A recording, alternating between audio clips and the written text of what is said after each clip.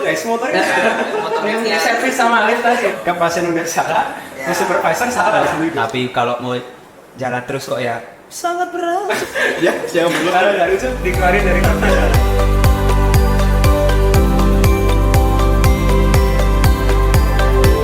Selamat datang di Podcast anak kesehatan. Ini kita anak kesehatan tapi kok kayak sakit semua ya. Habis jaga mas. Bisa kan? Tidak capek. Jadi di podcast kali ini nih kita bakal ngomongin tentang koas. Ya. Koas itu yang dipakai sama Alif.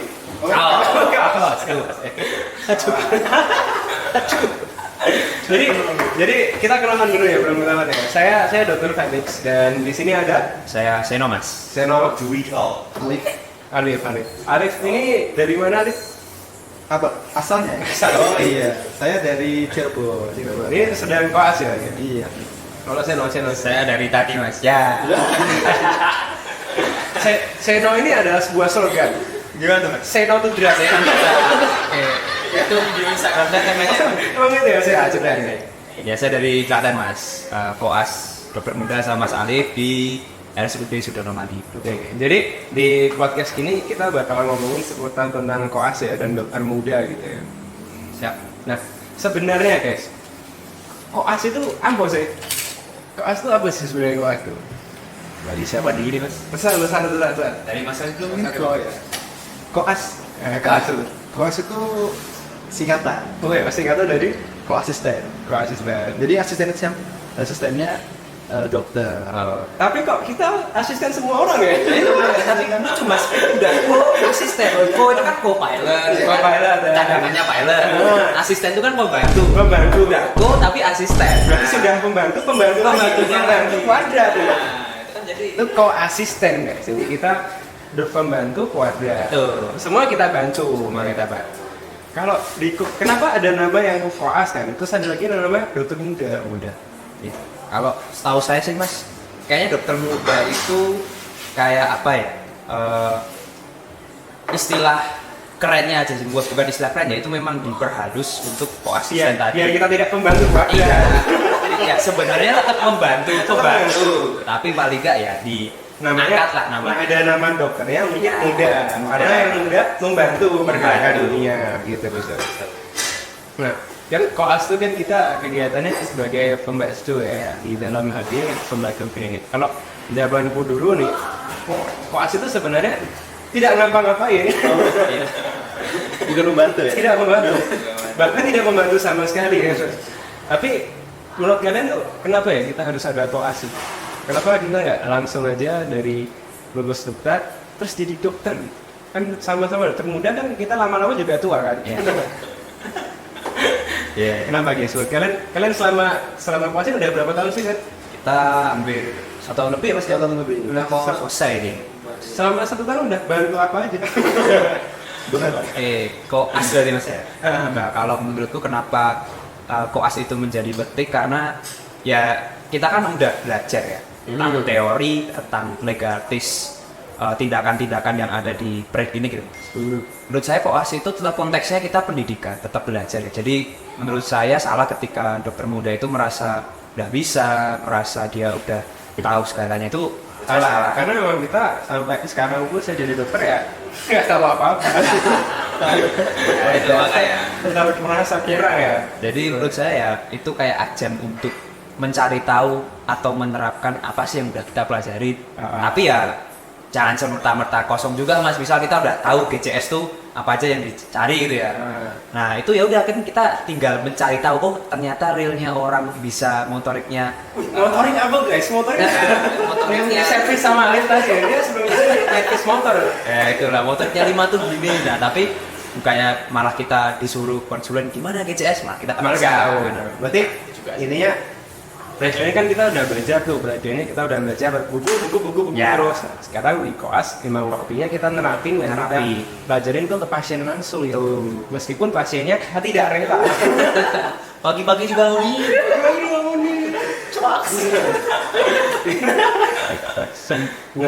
Itu lah. Kalau menurut lu gimana nih? Penting sebenarnya atau sebenarnya tidak penting? Menurutku koas itu ajang praktek yang masih diawasi istilahnya. Masih ada tanggung jawab penanggung jawab di atas seorang mahasiswa. Jadi beda sama dokter umum yang full dia tanggung jawab terhadap pasien. Kalau Koas itu walaupun salah-salah masih ada kepalanya, masih ada penanggung jawabnya, supervisinya. Supervisi yang dia bertanggung jawab atas kesalahan kalian. Padahal kalian selalu salah terus. Dia bertanggung jawab terus. Prosesnya itu Pasien ke Koas, dokter konsulen ke Koas. Jadi dua kali sana. ke pasien udah salah, ke supervisor salah juga. Jadi tanggung jawab seorang supervisor itu berat ya. Karena menanggung kesalahan mereka ini. Dia udah menanggung pasien, menanggung kita, ya. Pasien bagus jadi lebih bagus. Ngomong kita. Kalian pernah nggak ngomong kami sudah berusaha semaksimal mungkin? Menurut kalian kau sudah nggak? Dari ekonominya terlihat. Iya, inspirasi maksimal guys. Aduh, cara kita menjawab tuh udah kecil sudah turun ya. Kan baru 1 tahun kan. Koas tuh biasanya berapa tahun sih? Kalau aku 2 tahun. Ya. Kalian berapa? 3 tahun ya? Jangan ya. Kurang lebih sama mas ya? Iya. Dari tambahan. Setelah setahun ini gimana? Setahun ini kira-kira udah masih pengen lanjut ke dokteran atau pengen jadi dirjen pajak ya? Ya gimana mas? Kalau misalnya kita mau nyerah pun udah sudah begini lah. Mau nyerah sudah susah. Ya, sudah sudah bayar susah. aja tenda. Tapi kalau mau jalan terus kok ya sangat berat.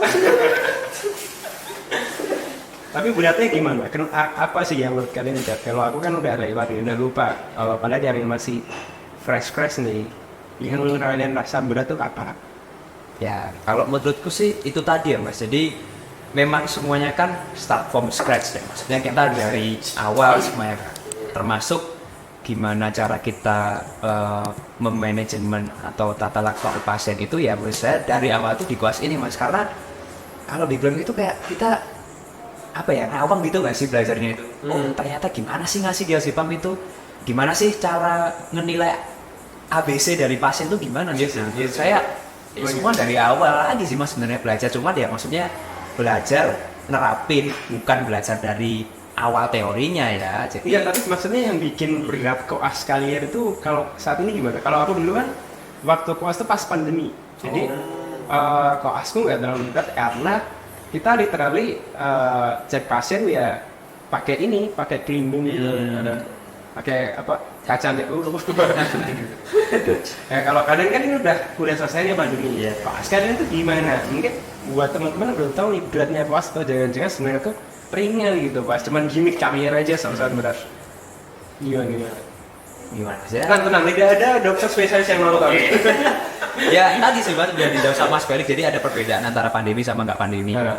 Jadi kalau misalnya kita sekarang udah pandemi udah selesai itu ya kita semua udah gak ada tuh embel-embel hybrid lagi, maksudnya nggak ada pendidikan hybrid, nggak ada follow up hybrid, nggak ada jaga hybrid segala macam. Jadi kita benar-benar full di rumah sakit dan sudah ada jaga malam yang mana itu ya sebenarnya dibilang berat sih berat, tapi menurutku tetap penting sih mas buat kita karena jaga malam tuh sekarang udah. Ya ada sebelum mas. Kalian dibayar nggak sih? Kalau dulu aku nggak dibayar. Iya bayar kampus mas. Bayar kampus. Masih bayar SPP soalnya. Jadi kalian kerja malah bayar. Malah bayar.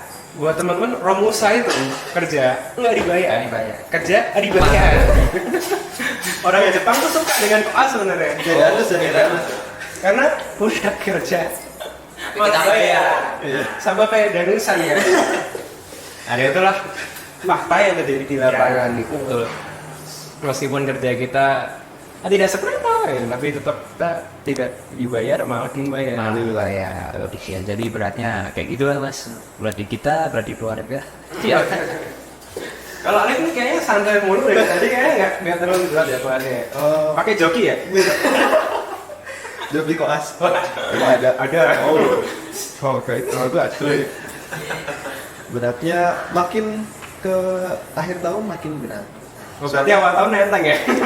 Soalnya ekspektasi konsulen tuh belum ada pas awal tuh. Jadi misalnya kayak anak saya lepas. Jadi mau kemanapun ya emang masih anak-anak gitu. Jadi nggak ada ekspektasi yang lebih untuk kelas pada awal. Terus makin akhir tahun makin lama ya, makin banyak stasiun yang dilewatin. Barusannya tadi siang di strike sama salah satu dokter. Di strike Barcelona. Iya, Strike tuh micin. dokter fokus. Jadi Strike gimana? karena saya udah ngelewatin 11 fase ya. Kan Wih, sombong ya. 11 fase. Dia emang yakin bisa melewati sampai 12. Itu ekspektasi lebih. Jadi loh kok ya ngelewatin pedang. Oh, Gitu ngelewatin anak. Kok masih nggak ngerti? Ya, padahal Ya, betul. Betul. iya. Tadi saya juga digituin, Mas. dikit aja. Kamu ini udah berapa tahun jadi dokter muda gitu. Begitu. Iya, ekspektasinya nambah. Ya, padahal mungkin itu bagi beliau merupakan suatu pemeriksaan yang basic, nah kitanya tidak tahu. Tapi sebenarnya menata ekspektasi ke kita sama nggak sih? Padahal kita tidak. Kalau untuk konteks koas itu masih belajar dan itu juga diambil sama konsumen, harusnya sih enggak, Mas. Kalau ya, oh ini masih belajar nih. Pembelaan saja. Ini nada-nadanya masih sebenarnya kita yang bermasalah. Berarti kalian udah sama-sama sudah stase ya? Ya, Udah saling adu. Terus kira-kira kalau misalkan koas kayak gini, ada pengalaman yang unik nggak? punya nih. Menarik gimana untuk diceritakan ke teman-teman ini? Unik. Ini pengalaman gimana, Mas?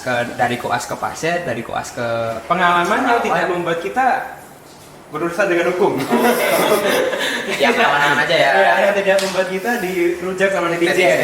Karena bahaya. Iya. Saya sudah berusaha semaksimal mungkin untuk podcast ini. Oke, mungkin nanti Mas Aan bisa nambahin ya. Mungkin dari saya dulu. Ini pengalaman waktu saya stase anak sana. Kenapa ya? Jadi saat itu kan kita itu sebagai dokter menjadi anak itu berkewajiban untuk nge-follow up dengan ketat pasien-pasien yang tanda petik dia gawat. Follow up itu ini ya, pokoknya ngedatengin pasien. Ya, jadi kita bener-bener ngecek tanda-tanda vitalnya dari tekanan darah, di respiration rate itu kita bener-bener setiap 10 sampai 15 menit sekali kita harus. 10 menit apa sih? Iya, Mas, anak. Belum duduk udah berdiri lagi. Nah, itu makanya. Terus. Terus habis itu kan udah dikasih warga, Mas. Gue segala macam. Nah, ternyata anaknya itu dia gelisah, Mas. Akhirnya copot kan infusnya. Bisa karena kamu periksa. Ya, beda. Ini nanti nyambung nih. Kita nyambung, Mas. Kenapa gelisah? Nanti saya jawab di akhir. Bisa copot infusnya ya. Bisa copot infusnya. Lalu setelah itu kita diminta perawat di ruang melatih bangsal anak itu buat tolong pegangin dulu pasiennya. Saya pasang dulu infusnya. Dipasang lagi, Mas. Oke, set. Aku pegang kaki sama temanku yang koas, terus ada dari temanku yang pegang di tangannya. Jadi kan dia ada berhadapan sama pasien nih. Tangan gitu. Kayak ada pegang kaki, pegang tangan. Pegang kaki, Mas. Pegang kaki, ada pegang tangan. Jadi prinsipnya imobilisasi. Set, pasang infus terus sakit kan. Teriak pasiennya, aduh ya kan anak-anak, Mas. Terus habis itu perawatnya tutup gini buat intermezzo mungkin. Udah, jangan nangis. Itu lihat Mas DM-nya aja, DM itu kan dokter muda ya. Lihat dokter mudanya aja gitu kan. Dan yang berarti temanku yang pegangin tangannya kan.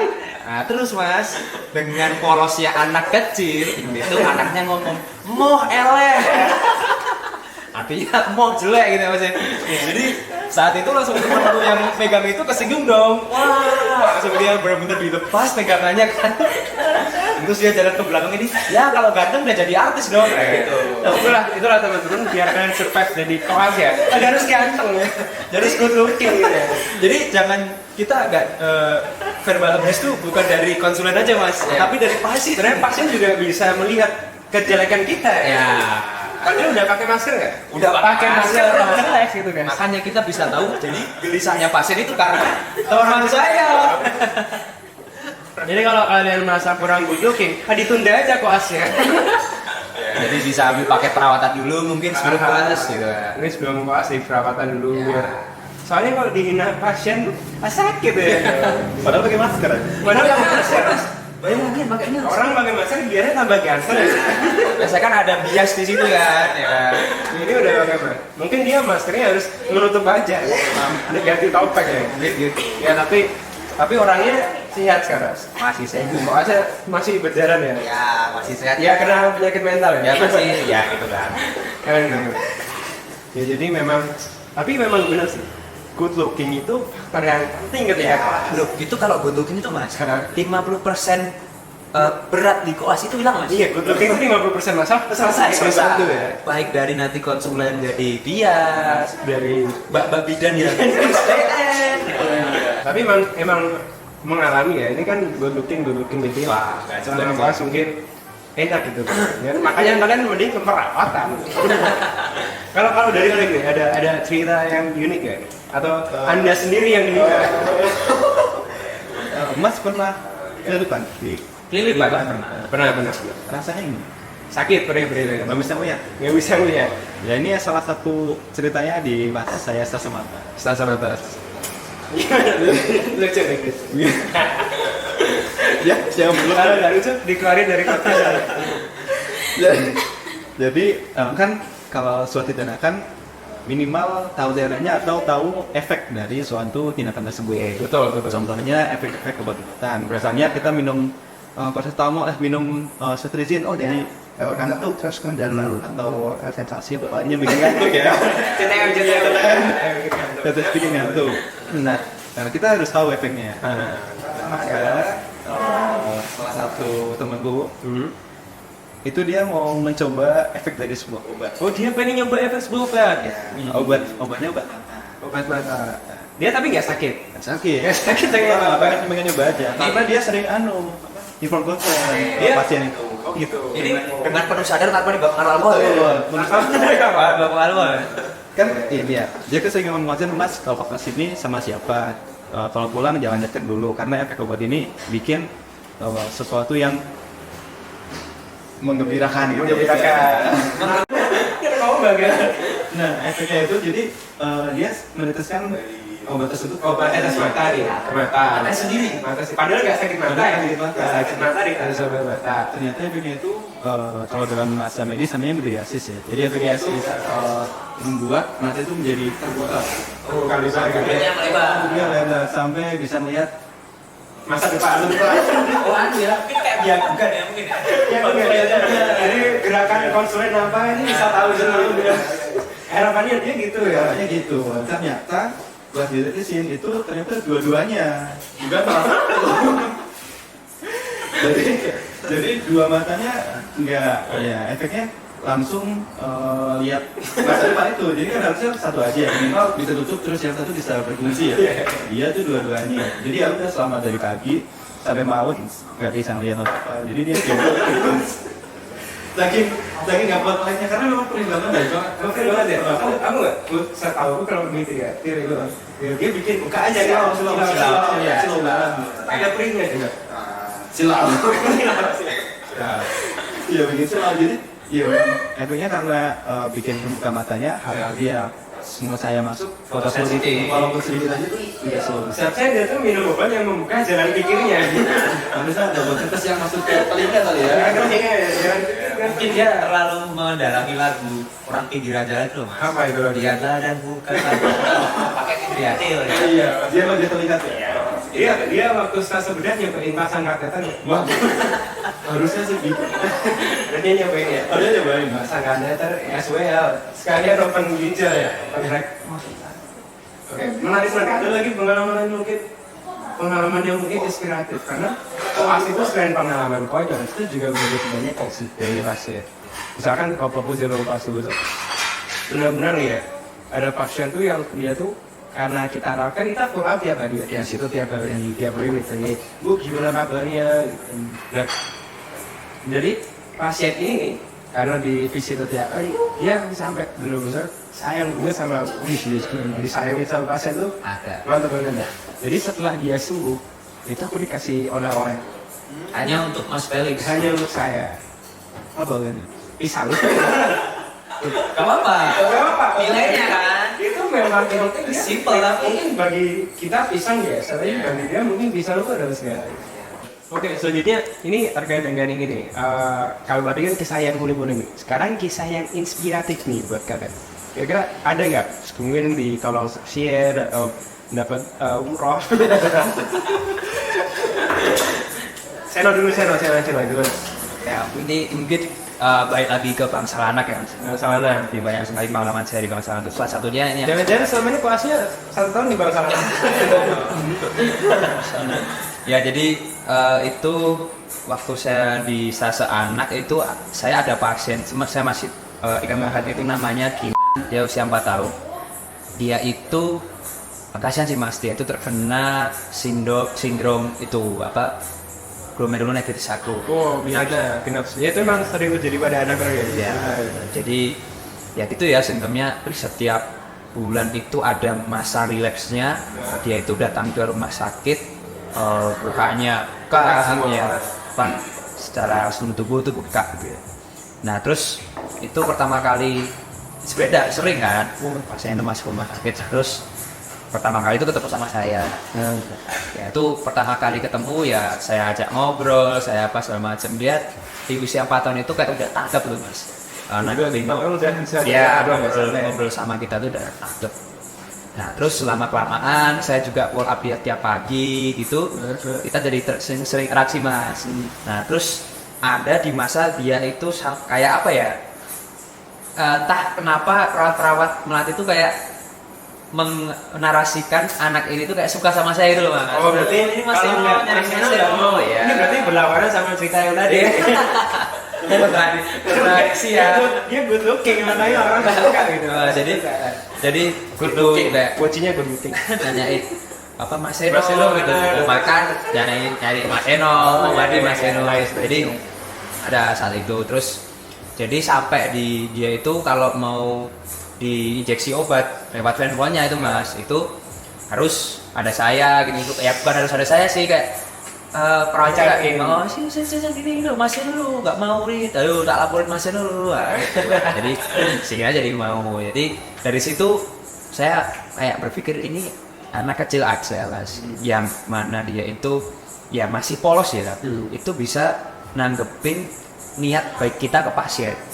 Dimana kalau kita bisa telaten ke pasien, kalau misalnya kita itu istilahnya total ke pasien itu ya pasien akan ngasih gestur terima kasih bagaimanapun caranya. Apalagi kalau anak-anak itu ibaratnya mereka tuh paling tulus ya. Ya. Mereka nggak punya maksud lain, mereka benar-benar tulus kalau menyampaikan emosi. Ya. Jadi saya kan narik kesimpulan, oh ternyata ketika kita bisa memberikan ya terbaik pasien ya pasti kita akan dikasih rasa terima kasih tadi sih Mas. Ya walaupun dengan malu-malu kecil, anak kecil itu kan, tapi itu tidak bikin saya terjun gitu. Itu yang membuat kita mungkin bertahan meskipun tidak dibayar. Karena memang selalu ada unsur manusia di profesi kita. Pada salah satunya ketika kita menolong orang dan dapat feedback kayak gitu ya, itu kayak nutrisi hati kita tuh terpenuhi. Ikut beri apa aja. Kan sering-sering banget. Tapi itu udah cukup jadi anak itu. Aku ingin nolong orang lain. Nutrisi hati kita terpenuhi, nutrisi gizi tidak. Yang penting happy gitu. Karena kalau pas itu kan kita mungkin ya lebih banyak di rumah sakit dan lebih banyak di balik sawah ketemu sama pasien. Jadi hampir nggak mungkin kalau kita mengabaikan emosi satu pasien. Kan kita ketemu terus tuh, sampai kita bisa ibaratnya ngerasain penderitaannya gimana? Ya. Gitu. Jadi mantap inspiratif sekali. Ya. Gue sorry. Sepertinya tidak ada. Ada tapi tetap di mata.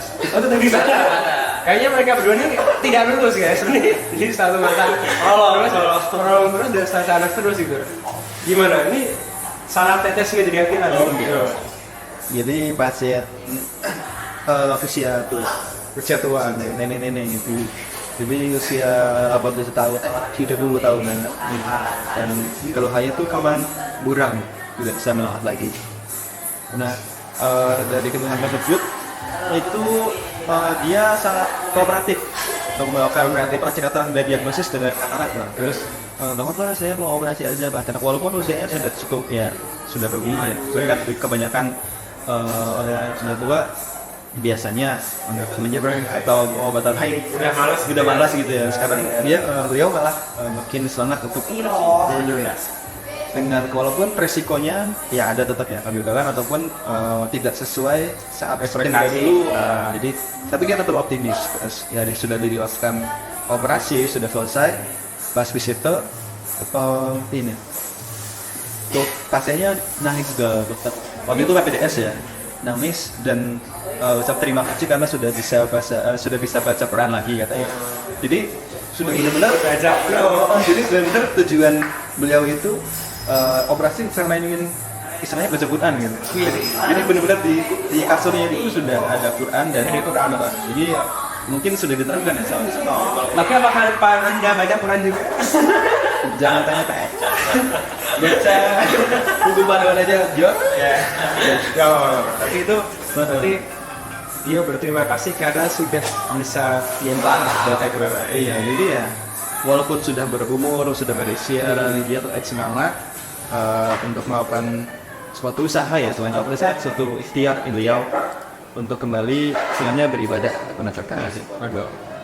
Padahal kalau kita sebagai orang sehat, sebenarnya cita-cita apa sih itu tidak cukup sederhana ya. Cuma pengen bisa sehat. Sedangkan kita ini kan sehat doang di sana. Padahal kita perlu mensyukuri ya, Masya Allah guys. Jadi kemudian lagi tahu sih ya bersama Ustaz. Ada siapa? Ada Senor Beras. Nah, aku sendiri juga ada sih kisah kreatif. Cuman ini adalah kisah yang diceritakan sama konsulen kita nih. Kita ada di pasien sama konsulen di bahasa Arab, dia ada sama Innova sama Izu. Jadi ada seorang pasien itu orang dia itu gak mau beribadah sama sekali, gak mau beribadah sama orang. Jadi sudah dikasih tahu anaknya, ibadah gak mau, nolak banget. Keluarganya, suaminya nolak semua. Jadi dia sakit. Dan suatu hari dia sakit terbaring di Pakistan gitu. Dan ada seorang dokter dulu.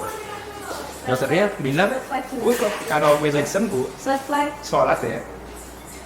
Keesokan hari ya. Tapi sih salah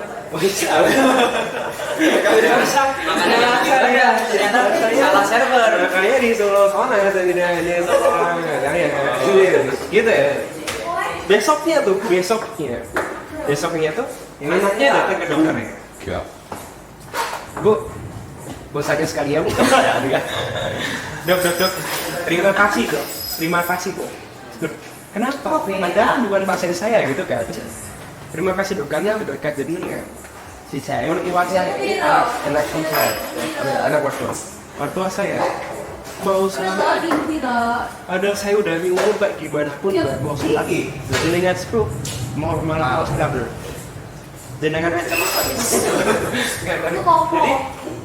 jadi yang kita nggak tahu adalah kita sebagai dokter itu kadang punya privilege ya, punya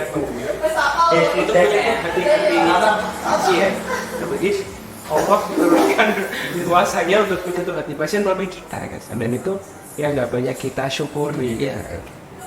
Jadi apa bisa pada jadi intinya kita ada daya lebih untuk kita mengarahkan pasien ya mas ya. Tuh. Jadi itu kisah inspiratif dari Kos. Jadi selama kita Kos tuh kita nggak cuma yang konyol-konyol dan yang bad-bad aja ya. Meskipun mostly bad. Tetap ada hal-hal yang layak untuk diceritakan dari kisah kita gitu. Jadi mungkin segitu dulu ya. Podcast yang membahas Koas, kehidupan Koas. Kita akan bahas lain waktu tentang kisah cinta.